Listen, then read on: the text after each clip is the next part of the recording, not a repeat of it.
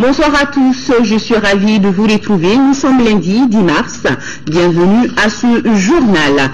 Le chef de l'État est en visite de travail à Conakry. C'est cet après-midi qu'il a quitté Bamako pour la capitale guinéenne. Une visite de 72 heures placée sous le signe du renforcement de la coopération entre nos deux pays, notamment dans les domaines sécuritaires et économiques. Nos envoyés spéciaux sont Ibrahima Traoré et Ibrahima Koulibaly. L'avion du président de la République s'est immobilisé sur le tarmac de l'aéroport international de Conakry à 15 h. Ibrahim Boubacar Keïta est accueilli à sa descente par son homologue Alpha Condé. Le chef de l'État, accompagné de son épouse et d'une forte délégation, entame ainsi son tout premier déplacement en terre guinéenne depuis son élection à la tête du Mali.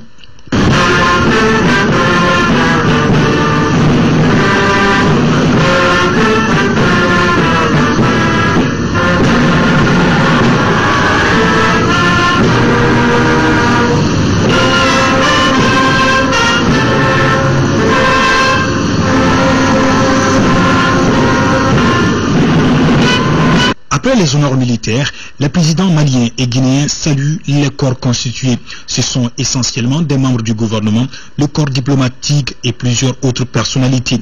Les Maliens résidant en Guinée se sont aussi fortement mobilisés pour souhaiter la bienvenue au président Ibeka.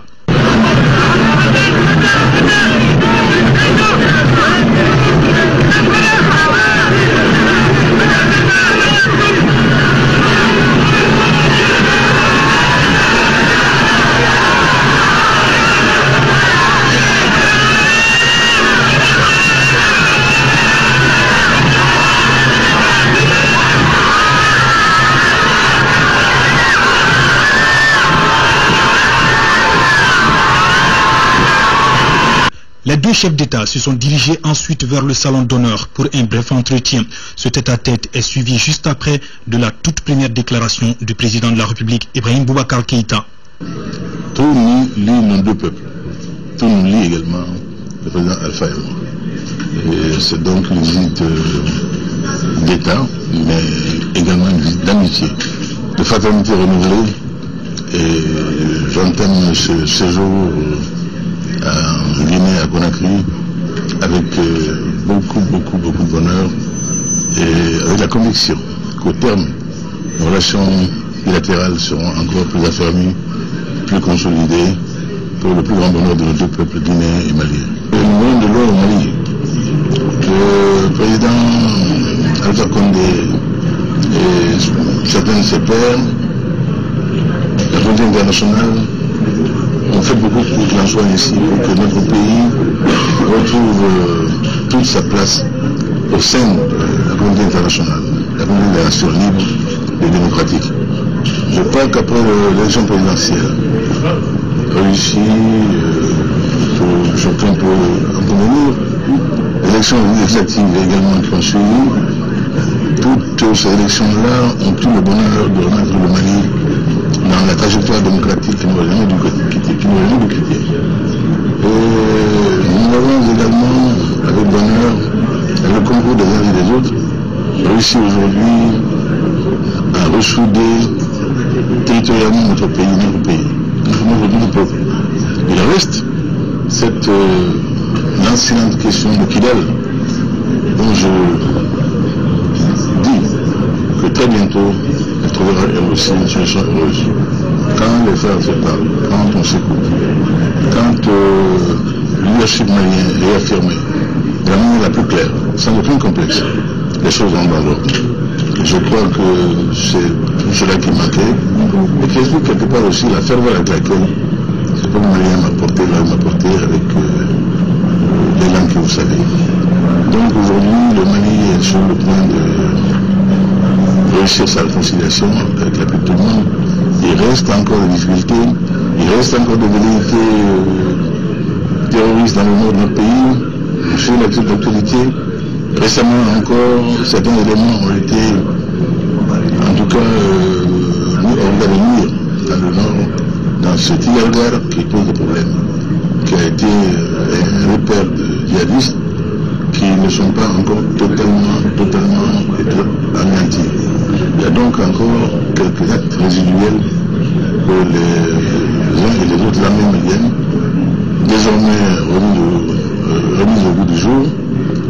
formation de nouveaux bataillons. Il y a 4 soldats opérationnels qui travaillent avec le MINUSMA, avec Serval, pour que cette région également du Nord retrouve la paix et la sécurité.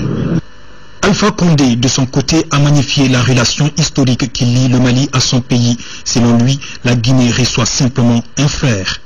Et vous savez, le premier président a dit que la Guinée et le Mali, c'est 2 poumons dans le même corps.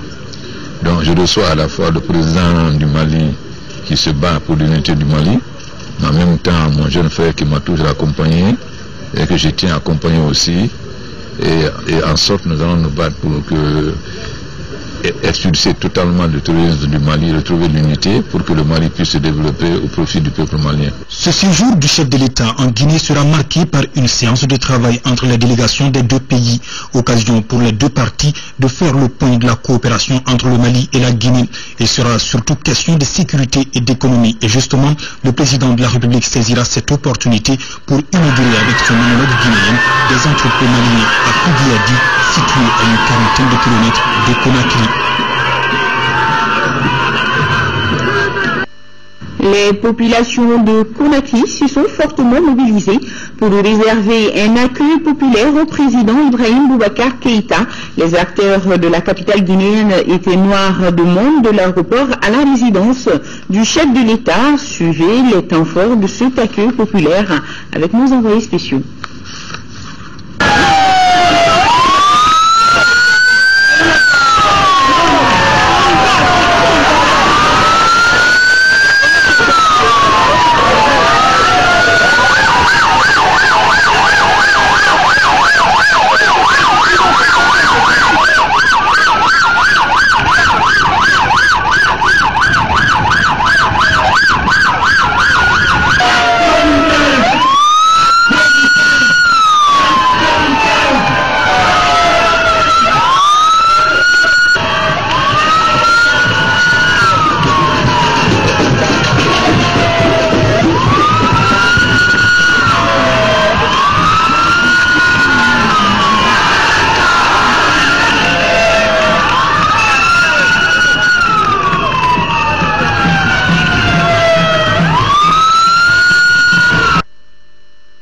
Nos envoyés spéciaux nous signalent aussi que le président de la République a rencontré cet après-midi une forte colonie malienne vivant à Conakry. Avant de s'envoler pour la Guinée-Conakry, le chef de l'État a procédé ce matin à la cité universitaire de Kabala à la pose de la première pierre de nouvelles infrastructures pédagogiques. Dans exactement 33 mois, la cité universitaire de Kabala sera dotée de facultés, de laboratoires, d'un rectorat et d'un centre multimédia, entre autres. Coût de l'opération, 70 milliards de francs CFA, un don de la République populaire de Chine au Mali. Brahma Traoré, reportage. Une mobilisation à la dimension de l'événement. Malgré la forte canicule, les populations de Kabala sont sorties massivement pour accueillir le président de la République et sa délégation. Tout au long du trajet présidentiel, les hommes, les femmes et les enfants étaient massés pour dire merci au chef de l'État.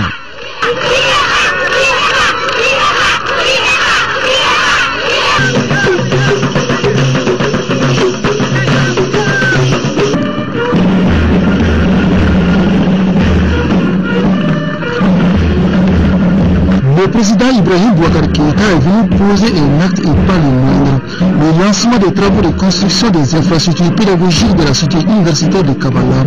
C'est un chef de l'État congolais qui a accompli le geste symbolique.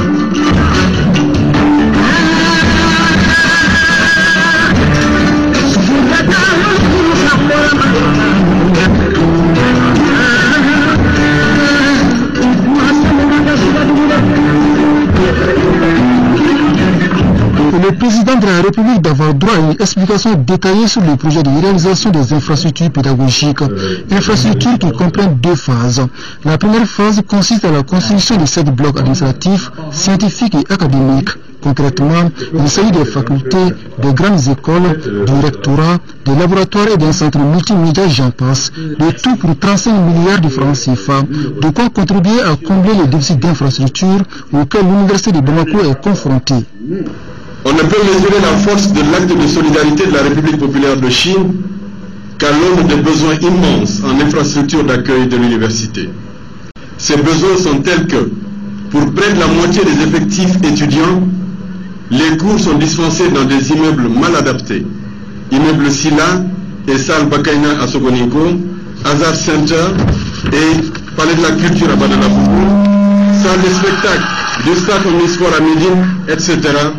Et à grands frais, 475 millions de francs CFA par an. Les institutions de recherche ne sont pas mieux loties. Elles sont toutes hébergées dans des locaux baillés et totalement inadaptés. Il en est ainsi du Centre national de recherche scientifique, de l'Institut supérieur de formation et de recherche appliquée, de l'Institut des sciences humaines et même, depuis la crise du Nord, de l'Institut des hautes études et de recherche islamique Ahmed Baba. La réalisation des infrastructures pédagogiques est un don de la République populaire de Chine au Mali. Pour les diplomates chinois dans notre pays, les mots ne suffisent plus pour décrire la coopération bilatérale sino-malienne. Et l'Empire du Moulier, a-t-il assuré, poursuivra et intensifiera son appui au Mali.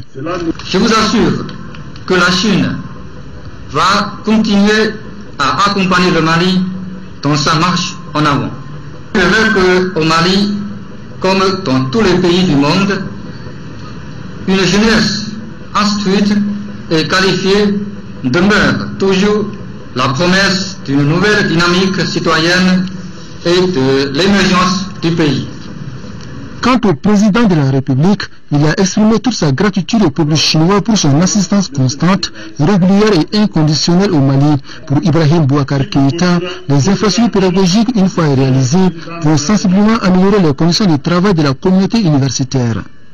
La construction des infrastructures pédagogiques de la cité universitaire de Kabbalah cadre parfaitement avec ma vision qui tente à donner notre système éducatif d'infrastructures modernes et performantes, indispensables à l'amélioration de l'environnement et de la formation et de la recherche. Je reste convaincu que cet important investissement consenti par le gouvernement de Chine aura un impact certain sur la qualité de notre enseignement. Inch'Allah. Après la construction du campus universitaire si tout près, je me suis réjoui de la prochaine réalisation des infrastructures pédagogiques qui vont offrir à nos étudiants, aux enseignants et aux chercheurs toutes les commodités leur permettant de travailler dans les meilleures conditions afin d'être compétitifs dans un contexte marqué par la mondialisation. C'est pourquoi il est un devoir impérieux pour moi de remercier très chaleureusement notre partenaire de toujours, notre ami de toujours, la République populaire de Chine, qui nous offre très gracieusement un magnifique joyau. Les travaux de réalisation des infrastructures pédagogiques de la cité universitaire de Kabbalah vont durer 33 mois et mobiliseront 81 ingénieurs, techniciens, ouvriers chinois et maliens. Une autre preuve de l'amitié sino-malienne, magnifiée par l'artiste Makoulati numéro 1 à travers cette prestation en chinois.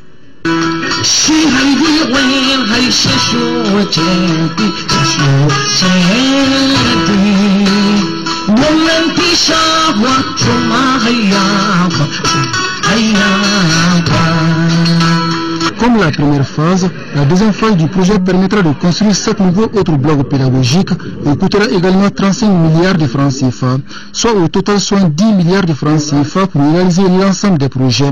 C'est le plus grand investissement de la Chine dans le secteur de l'éducation en Afrique, selon les autorités de l'Empire du Milieu.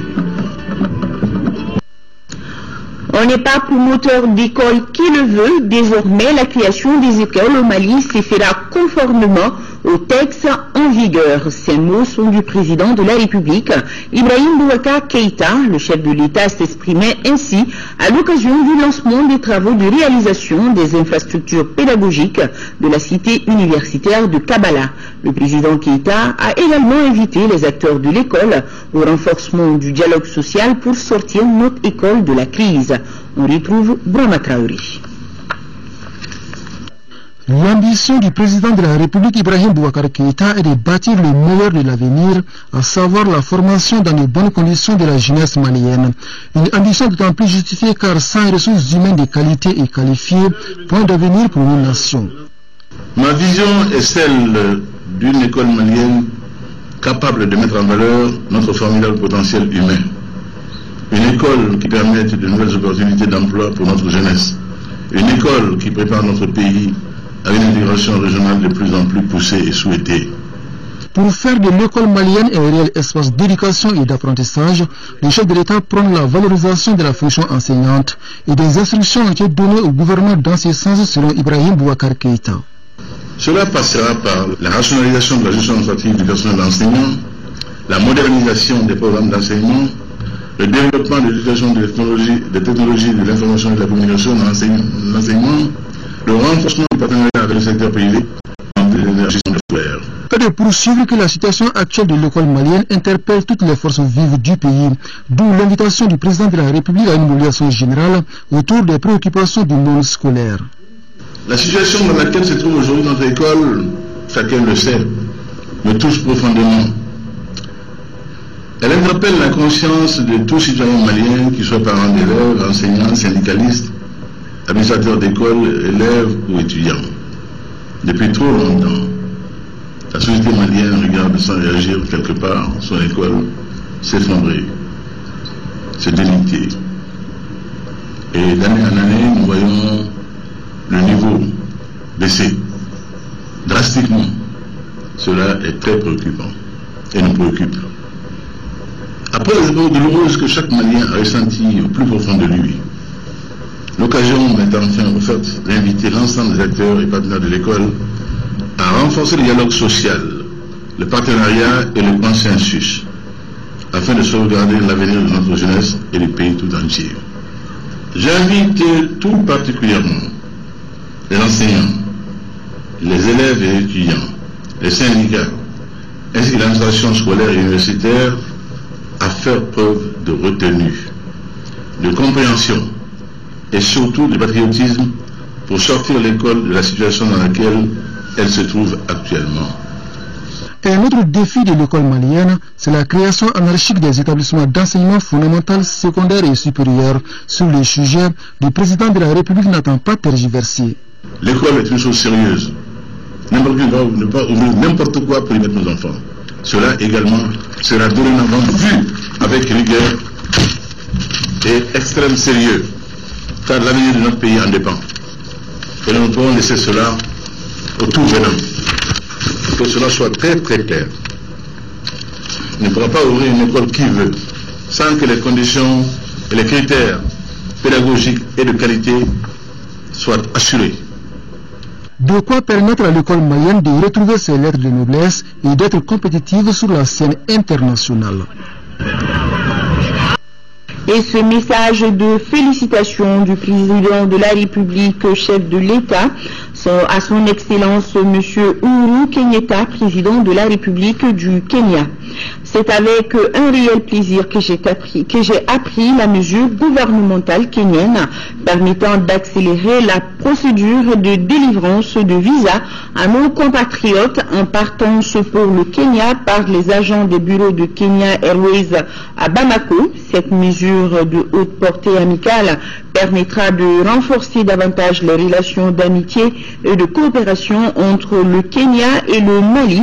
À cet effet, je voudrais adresser au peuple du Kenya, à son gouvernement et à vous-même mes sincères remerciements pour ce geste de solidarité. Je voudrais aussi saisir l'occasion pour vous réaffirmer ma constante disponibilité à consolider davantage les relations de coopération entre nos deux pays, en espérant pouvoir continuer à d'autres occasions les concertations fructueuses entamées à marge du 3e sommet afro-arabe de Koweït City.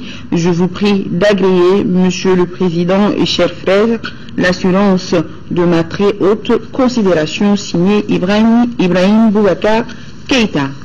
Place de la République, les élus de la nation ont procédé ce lundi à la nomination des députés qui représenteront le Parlement malien dans les organismes sous-régionaux, notamment la Haute Cour de justice, le Parlement de la CEDEAO, le Parlement panafricain et le CIP-UEMOA. La désignation a donné lieu, comme le stipulent les textes de l'Assemblée, à un vote secret. Le vote est intervenu à l'issue d'une large concertation entre les différents groupes parlementaires. Mohamed Diarra a suivi la séance plénière. Journée de lundi très mouvementée à l'Assemblée nationale. L'ordre du jour de la séance plénière portait sur la nomination personnelle dans les différents organismes sous-régionaux. Il s'agit de la Haute Cour de justice, du Parlement panafricain, du Parlement de la CEDEAO et du Comité interparlementaire de l'UEMOA. Prévu pour 10 heures, c'est finalement à 12h30 que le président de l'Assemblée nationale fait son entrée dans la salle pour demander une suspension. Nous avions encore une suspension, simplement parce que les concertations avec les groupes ne nous permettent pas, à l'état actuel, de tenir la plénière. On va suspendre jusqu'à 15 heures, ce qui, à mon avis, permettra de planifier à un certain niveau pour qu'il y ait une plénière quand même qui soit heureuse, si vous voulez. La reprise intervient à 15h30. La pomme de discorde entre opposition et majorité se soutient au niveau des nominations au Parlement de la CEDEAO et du Comité interparlementaire de l'UEMOA. Les tractations ont finalement abouti à un consensus général. L'opposition a adressé une correspondance au président de l'Assemblée nationale, dont voici la teneur. Comme faisant suite à votre rencontre avec les présidents des groupes parlementaires ce lundi 10 mars 2014 dans vos bureaux, j'ai le plaisir de vous confirmer au nom du groupe Vigilance républicaine et démocratique les points d'accord sur les nominations personnelles comme suit. L'acceptation des désignations du groupe VRD au niveau de la Haute Cour de justice et du Parlement africain. La poursuite des mandats de 2 députés du groupe VRD au niveau du Parlement de la CEDEAO jusqu'à mai 2015. À partir de cette date, le groupe VRD sera représenté par un seul député. La non-désignation d'un député du groupe VRD au cours de la séance plénière du 10 mars 2014 au titre du CIP-UMOA jusqu'à mai 2015. La démission en mai 2015 du député du groupe Sadifa du CIP-UMOA désigné le 10 mars 2014 au profit d'un député du groupe VRD. Le groupe VRD souscrit aux propositions ci-dessus qui constituent une alternative heureuse de sortie de la crise née au cours des opérations de désignation des députés de la 5e législature au titre des nominations personnelles. Le président de l'Assemblée nationale salue cet esprit qu'il qualifie de patriotique. Je suis heureux de vous dire que nous sommes parvenus à un consensus. Aussi voudrais-je féliciter l'ensemble des honorables députés à travers les groupes parlementaires pour leur sens du compromis. C'est dire que le dialogue et la concertation finissent toujours par payer, surtout lorsque l'on met l'intérêt général au-dessus de l'intérêt particulier. Les violons ainsi accordés, les choses sont allées très vite. À travers le vote à bulletin secret, les députés ont approuvé la liste proposée. Les 9 députés titulaires et leurs suppléants devant siéger à la Haute Cour de justice sont issus des groupes parlementaires RPM, APR, ADMA-PAJ, FARSADI et VRD, c'est-à-dire l'opposition. Les 5 députés qui vont représenter le Mali au Parlement panafricain sont 2 du groupe parlementaire RPM, le groupe parlementaire APM, ADMA-PAJ et VRD, donnent chacun un représentant. Au Parlement de la CEDEAO, 3 députés du groupe parlementaire RPM défendront les couleurs du Mali. Au comité interparlementaire de l'UEMOA, on retrouvera 3 députés du groupe parlementaire RPM, 1 de l'APM, autant pour le groupe parlementaire FARSADI. En somme, une journée bien remplie avec à la clé le triomphe du jeu démocratique. L'examen du projet de loi portant création de la Commission Vérité, Justice et Réconciliation a été renvoyé à la prochaine plénière pour complément d'information. Le dernier acte de la journée était relatif à la création des réseaux parlementaires. L'Assemblée nationale a donné mandat au bureau des différents groupes pour entreprendre les démarches nécessaires afin de réaliser les objectifs fixés. Dans l'actualité également, la rencontre aujourd'hui entre le ministre en charge de la Défense et de la Sécurité et le chef de l'aménagement, renforcement des capacités des forces de sécurité, démobilisation, désarmement et réinsertion des groupes armés du Nord était au menu des échanges. À l'issue de la rencontre, Soumeli Boubé Maïga nous donne plus de détails au micro de Agali Ag Aguissa. Nous avons convenu de modes de concertation entre nos forces, les forces de l'aménagement, Servan. Et puis nous avons aussi travaillé sur l'étape suivante par rapport au mécanisme à mettre en place pour le DDR à la suite de la réunion d'il y a 2 semaines sur le cantonnement, sur les DDR, et là nous allons dès cette semaine réunir les délégués de part et d'autre pour pouvoir avancer sur la reconnaissance des sites, sur définir le contenu du DDR, de manière à ce que sur ce chapitre-là, nous puissions avancer et probablement être la locomotive pour le processus politique. Nous nous réunirons chaque mois au niveau où nous sommes, et puis au niveau régional, nous avons instruit que nos forces se réunissent régulièrement autour des gouverneurs, et puis les aspects militaires, là les états-majors sont en contact. Et puis je pense qu'au niveau de l'administration, le représentant spécial a aussi un canevas et un agenda de travail pour que toutes les parties concernées puissent très rapidement se mettre ensemble à partir même de cette semaine pour pouvoir avancer sur le DDR, le cantonnement et le reste. Nous allons faire preuve de volontarisme pour pouvoir avancer, et c'est le résultat que nous allons atteindre dans ce travail de concertation. C'est ça qui va décider les indécis, et puis peut-être même vaincre les résistances pour que nous puissions avancer. Restant dans le même registre, le ministre de la Défense et des anciens combattants vient d'effectuer une visite de travail en Algérie. Soumeilou Boubé Maïga a eu des entretiens avec le ministre algérien des Affaires étrangères et celui chargé des Affaires africaines. À l'issue de la visite, les deux parties ont procédé au renouvellement de leurs accords de coopération militaire. Les propos du ministre de la Défense et des anciens combattants sont recueillis par nos confrères de la télévision algérienne.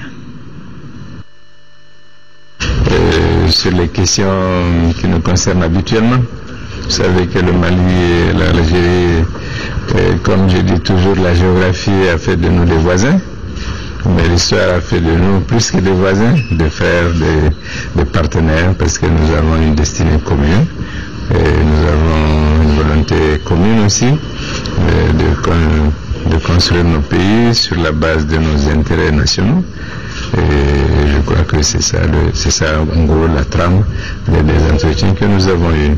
Et principalement, nous avons insisté sur la nécessité de traiter l'ensemble des questions qui concernent surtout les régions nord, de les traiter sur la base du comité, de l'approche de notre comité stratégique commun, et d'aller vers des solutions qui garantissent la stabilité, ce qui est fondamental, qui garantissent aussi le progrès économique et social pour les populations, parce que finalement c'est le facteur essentiel pour la stabilité dans ces zones, pour soustraire les populations à l'influence des groupes qui font tout pour profiter de l'état de précarité souvent qu'il y a dans ces régions, et qui essaient d'instrumentaliser de différentes questions qui sont souvent posées au sein des populations et de les détourner à d'autres fins. Dans l'aspect sécuritaire, nous allons relancer notre coopération en matière sécuritaire dans les zones transfrontalières qui avaient été suspendues par la force des choses, parce que le Mali, à un moment donné, vous savez bien, on avait perdu le contrôle de ces régions. Donc nous allons renforcer notre coopération dans le domaine de la formation, dans le domaine des actions conjointes que nous pourrons mener ensemble pour mieux contrôler les différents trafics dans ces zones. Et sur le plan diplomatique, c'est d'aller vers une plus grande synergie des démarches que nous serons amenés à faire. Vous savez, l'Algérie a été sollicitée par le Mali pour engager des pourparlers exploratoires par rapport à la sortie de crise sur la crise du Nord Mali. Et c'est une crise complexe. Et c'est un processus de sortie de crise qui va forcément qui va se faire par étapes. Le plus important, c'est de consolider chaque fois les acquis que nous avons engrangés et d'avancer. Je crois que c'est ça le plus important, et je pense de ce point de vue-là, il y a une volonté commune d'aller ensemble, de travailler ensemble, parce qu'après tout, c'est une crise qui concerne des régions qui sont frontalières chez nous, et des communautés aussi qui sont frontalières, parce que comme je le dis souvent, le Hogar et l'Adrar, c'est la même chose, c'est la même continuité. Et donc nous sommes conscients du fait que toute solution que nous devrons apporter doit tenir compte des impératifs de stabilité et du Mali et de l'ensemble de nos voisins. Et on nous signale que le ministre des Affaires étrangères et de la coopération internationale, Zahabi Ould Sidi Mohamed, est arrivé aujourd'hui à Khartoum, dans la capitale soudanaise. Il prendra part aux travaux de la 20e session ordinaire du Conseil exécutif de la CENSAD prévue du 11 au 13 mars 2014. On parle à présent de la tenue de la 16e session ordinaire du Conseil d'administration du Palais de la Culture Amadou Hampâté-Bâ, lors du jour porté sur le rapport d'activité financier de l'exercice 2013 ainsi que l'examen et l'adoption du budget 2014 de l'établissement qui s'élève à plus de 900 millions de francs CFA. Modibo Soirée. Au cours de cette 16e session ordinaire du Conseil d'administration du Palais de la Culture, les administrateurs se sont penchés d'abord sur le compte-rendu de la session précédente avant de siéger sur le programme d'activité ainsi que le budget de cette année. La structure, à l'instar de plusieurs autres services, a connu une période difficile suite à la crise socio-politique et sécuritaire que le pays a traversée. Et malgré ce passage à vide, le Palais de la Culture a pu réaliser des résultats importants pendant l'exercice écoulé. Comme vous le savez, le Palais de la Culture est surtout orienté à travers ces 4 formations vers la création.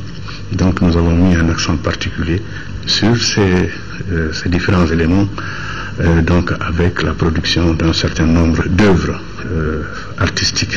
Cette année, la structure se donne comme objectif spécifique la réalisation d'une série d'activités pour mener à bien sa mission. Cela va de la création d'œuvres artistiques de formation nationale à la réhabilitation de certains espaces.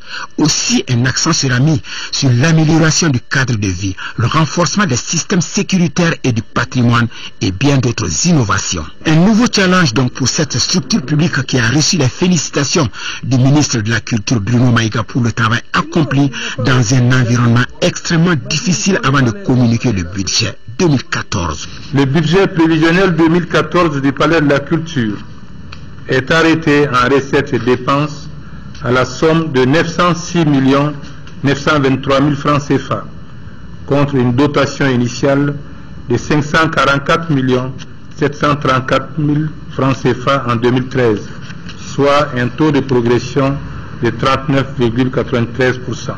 Un budget qui servira sans nul doute à la réalisation des défis auxquels l'établissement ambitionne pour l'exercice en cours.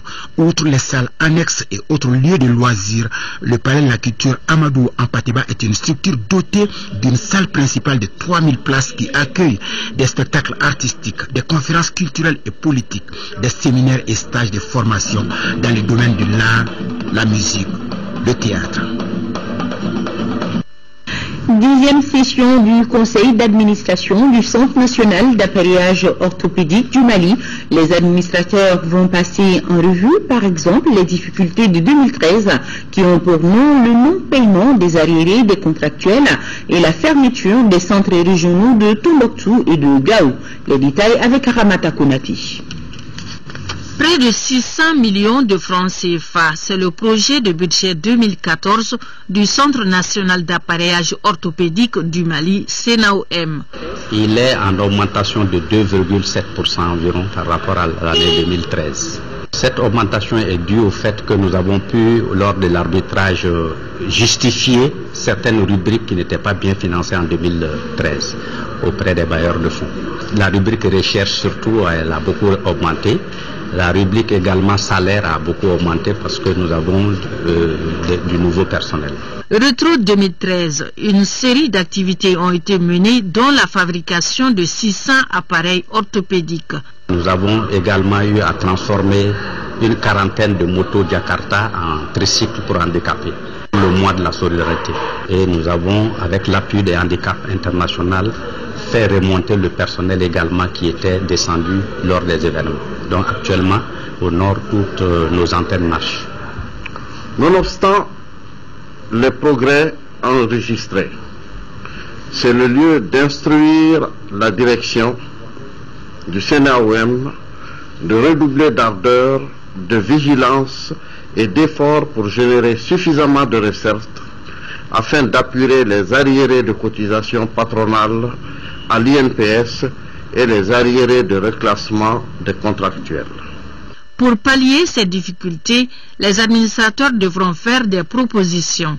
Ils vont aussi se prononcer sur les activités de 2014 en vue de mieux répondre aux besoins des handicapés physiques.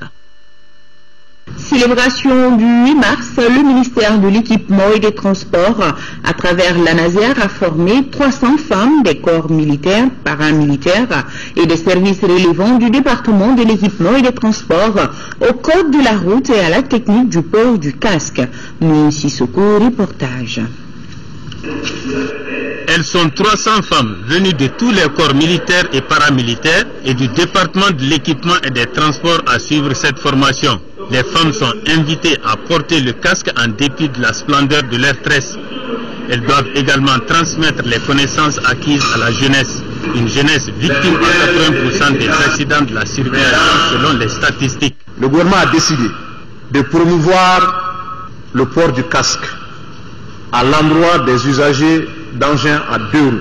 Toute chose qui passe par la sensibilisation d'abord, je dis bien la sensibilisation, et aussi cela passe également par l'éducation de nos enfants, je dirais de la jeunesse. Des actions menées dans la lutte contre l'insécurité routière ont permis une diminution des accidents selon le ministre. Les accidents de la circulation s'élevaient à 8159. Mais fort heureusement, avec les efforts, nous avons enregistré en 2012 6090 accidents, d'où une réduction d'environ 2000. La journée a pris fin par la remise de casques aux différents corps et services par le ministre et les responsables présents. Dans Bamako pour Dio, où les femmes de cette commune ont fêté le 8 mars dans la pure convivialité, en présence de plusieurs personnalités, dont le ministre de la Justice, garde des Sceaux. Al-Jumatina nous en parle. C'est dans la communion et dans la joie que les femmes de Dio ont célébré la journée qui leur est dédiée, à savoir le 8 mars. Un moment particulier qui mérite d'être soutenu et encouragé, car il permet de reconnaître toute la place et le rôle de la femme. La femme, c'est le ressort de l'évolution de la société. Et chaque message qui peut passer par une femme est un message qui est démultiplié, qui est un message répercuté à un niveau insoupçonnable. L'événement a été riche en couleurs, avec la participation de plusieurs associations, dont l'APM qui reste fidèle aux idéaux de l'intégration de la femme africaine. J'ai travaillé avec l'association pour le Mali à l'occasion de l'élection de son Excellence Monsieur le Président Ibrahim Boubacar Keïta. Et donc nous sommes encore ensemble. Et l'APM va mener d'autres activités dans ce pays-là pour continuer à se mobiliser autour des objectifs que notre candidat avait déclarés et que le président continue de confirmer et de réaffirmer. L'animation a été assurée par plusieurs artistes qui ont magnifié la femme malienne dans toute sa dimension. À l'occasion de la Journée internationale de la femme célébrée le samedi 8 mars 2014 par les femmes du monde entier, les Maliennes en particulier, la Convention nationale pour une Afrique solidaire, Sénas Faso Ere, salue le rôle essentiel et déterminant que jouent les femmes du Mali et d'Afrique dans le progrès des sociétés et des nations. La Sénas Faso Ere salue la bravoure et le patriotisme des femmes du Nord et invite le gouvernement à poursuivre dans la voie de la promotion de l'équité et du genre. Un mot de politique en prélude à la tenue de son premier congrès ordinaire les 15 et 16 mars prochains au Palais de la Culture. Amadou Ampateba, le secrétariat exécutif du parti Far Ankaouli, a animé ce matin à son siège un point de presse. Le but est d'informer les journalistes sur la vie du parti et l'organisation de ce premier congrès. Compte rendu Mahamadou Doumbia. Le premier congrès ordinaire du parti Force Alternative pour le Renouveau et l'Émergence Far Ankaouli aura lieu les 15 et 16 mars 2014 au Palais de la Culture Amadou Ampateba. Juste après sa création, le parti Far Ankaouli s'est implanté sur l'ensemble du territoire national et a participé positivement aux élections présidentielles avec son candidat Modibo Sidibé et aux élections législatives. Créé le 3 mars 2013, Farankaouli, suite à l'élection présidentielle, est la quatrième force politique disposant de 6 députés à l'Assemblée nationale. Malgré cette performance, au dire des journalistes, le parti traverse une période de turbulence. Sangouri est le premier vice-président. Sa place est toujours là, sa place est disponible. Ils ont participé dans un premier temps aux préparatifs de ce congrès. Donc, jusqu'à preuve contraire, nous les considérons comme membres du bureau et surtout que ce sont des membres fondateurs. Les députés phares, ce sont les députés phares. Donc, ils sont là. Autre fait évoqué par la journaliste, le choix porté sur Smaïla Cissé lors du deuxième tour de l'élection présidentielle par le parti phare. Le parti phare qui a pour ambition définir et promouvoir les conditions d'une nouvelle offre politique place ce premier congrès sous le signe de l'apaisement, de la clarification et de l'unification. Journée citoyenne sur le paiement des taxes et impôts, direction Willy-Sebougou. Durant toute une journée, la mairie encourage ses populations à s'acquitter de leurs devoirs citoyens, à savoir le paiement des taxes et impôts. Troisième édition du JAR Willy-Sebougou s'est tissée au rang des communes exemplaires avec 100,74% de recettes fiscales. Fatoumata Kone est notre envoyé spécial. Bienvenue le temps au paiement des taxes dans la commune de Willy-Sebougou. Je suis venu payer les taxes de Benako. Je suis venu avec le tout. 533 350 francs.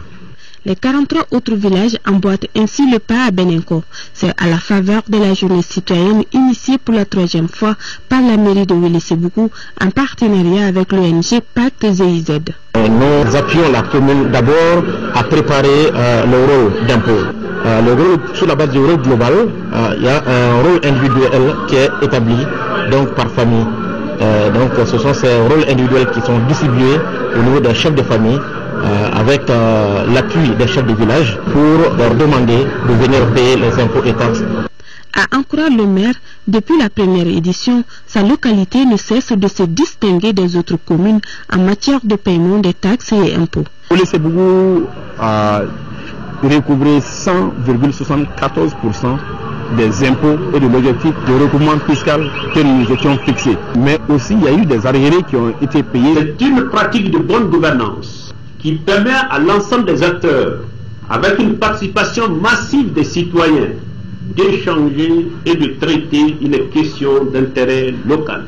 Une source d'inspiration de l'ensemble des communes du Mali dans le dessein d'améliorer la participation des citoyens à la gestion publique, d'accroître la transparence et la démocratie locale.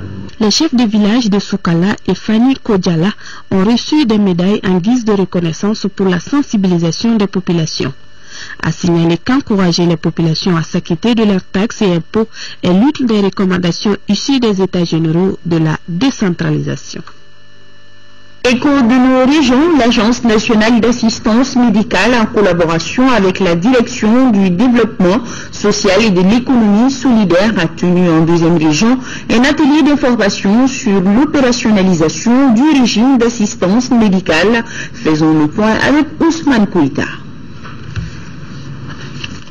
Cet atelier d'information et de sensibilisation sur l'opérationnalisation effective du régime d'assistance médicale RAMED dans la région de Koulikoro se veut un cadre de dialogue et de discussion. Initié par l'Agence nationale d'assurance médicale ANAM, l'atelier regroupe tous les acteurs impliqués dans le processus de gestion du RAMED.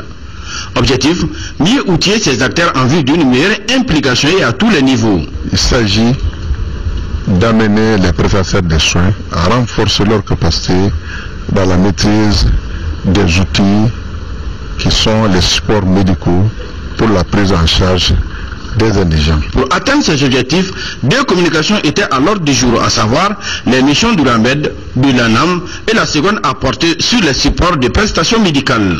Des communications qui ont été suivies de questions et réponses.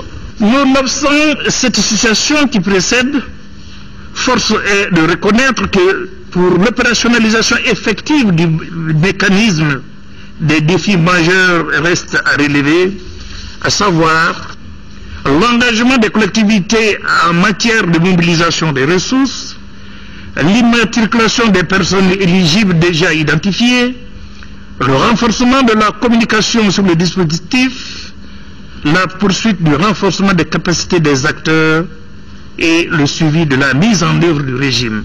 Au sortir de cette rencontre, les participants seront tirés de meilleurs profits de ces informations utiles afin que les rappels soient une réalité pour le plus grand bonheur des indigènes de la 2e région. Retour à Bamako, dans le cadre des festivités du 8 mars, les patronnes de la presse écrite ont organisé ce vendredi la première édition de la nuit du trophée Femmes battantes. Kadia Toukone était présente à la soirée. Cette première édition de la nuit du trophée a vu récompenser 10 femmes dans différents secteurs. Elles ont été sélectionnées selon des critères bien définis. On a sélectionné des domaines. En plus des domaines, on a noté des critères. C'est-à-dire à savoir, toute femme qui a fait du succès dans un domaine en commençant par le bas de l'échelle. Ensuite, il y a toute femme qui contribue au développement socio-économique du pays à travers la création d'une entreprise et la richesse. La marraine de cette soirée pense que la femme malienne joue un rôle très important dans le développement de son pays. Elle est aujourd'hui présente dans plusieurs domaines d'activité et arrive à apposer son empreinte. Je suis très émue d'abord par cette évolution même des femmes. On va donner des trophées à au moins 10 femmes battantes. Vous savez également que c'est dans divers secteurs d'activité. Donc le 8 mars a commencé à être fêté au Mali en 1994 et il y a de cela 20 ans. Le premier thème, n'est-ce pas, du 8 mars 1994 était intitulé Femmes, médias et développement. Et aujourd'hui, les femmes des médias ce soir nous ont montré qu'elles savent être au chevet vraiment d'autres femmes battantes pour les valoriser. Maïga Marietou Diakité, dite Tatou, l'une des lauréates, appelle la future génération à plus d'esprit d'initiative. C'est toujours ce que je dis à la jeunesse, d'aller d'abord vers ce qu'ils veulent et puis de persévérer, de ne pas baisser le bras au premier échec. C'est très important. Et c'est après les échecs qu'on parle de réussite. Le chef de cabinet du ministre de la Communication et des Nouvelles Technologies a invité les organisatrices à faire de telle sorte que cette initiative ne s'arrête pas à la présente. L'ostéomyélite, c'est de cela dont il est question ce soir dans la chronique santé. Cette maladie s'attaque à l'os et à la moelle osseuse. Le non-respect du calendrier vaccinal pour l'enfant, le manque d'hygiène peuvent conduire à cette maladie qui détruit les os. Pour en parler, l'équipe de Focus Santé est allée voir au service de chirurgie pédiatrique de l'hôpital Gabriel Touré, une réalisation de Tissera Dameli.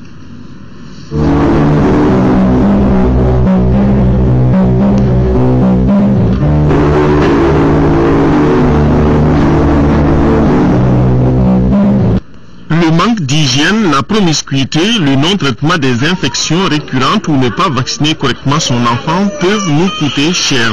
Parmi les risques auxquels ces habitudes nous exposent figure l'ostéomyélite, une maladie infectieuse qui peut partir de n'importe quel point de notre organisme pour ensuite détruire les os. Il y a une infection quelque part, une otite ou une angine. On a des germes à ces endroits et ces germes sont véhiculés par le sang. Donc quand ils sont véhiculés par le sang, ils arrivent à leur cible.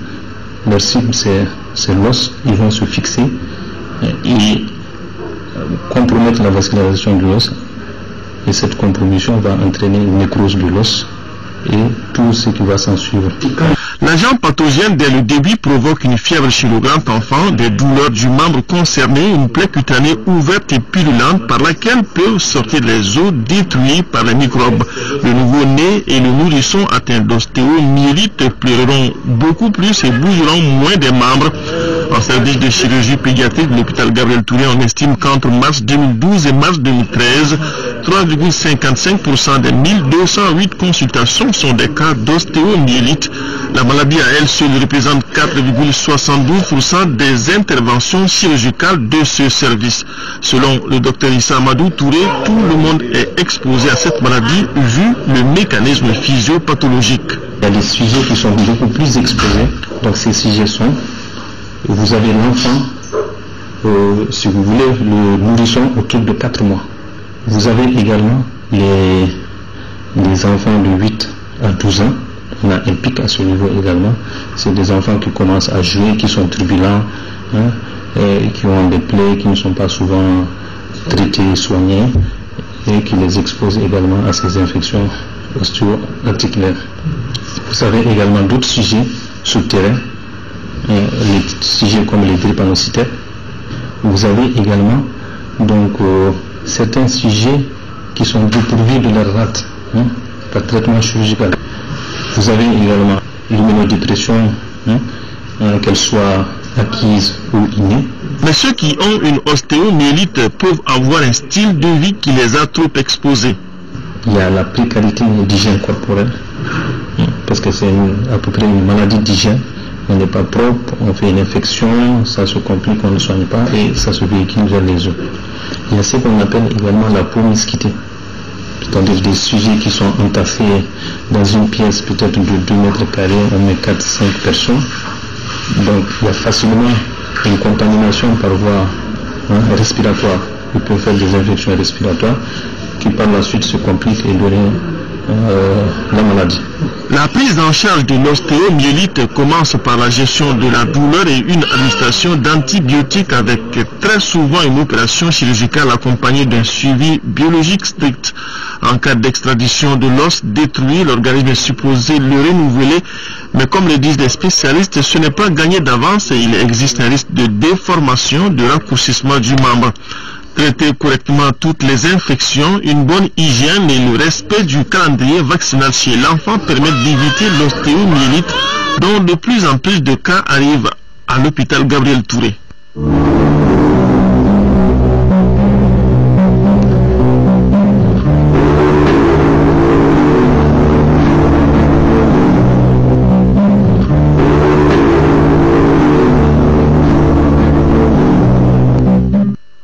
Voilà, c'est la fin de ce journal. Toute la rédaction vous remercie de l'avoir suivi et se réjouit de vous retrouver demain. Grand merci à nos téléspectateurs de la Guinée-Conakry. Merci et bonsoir.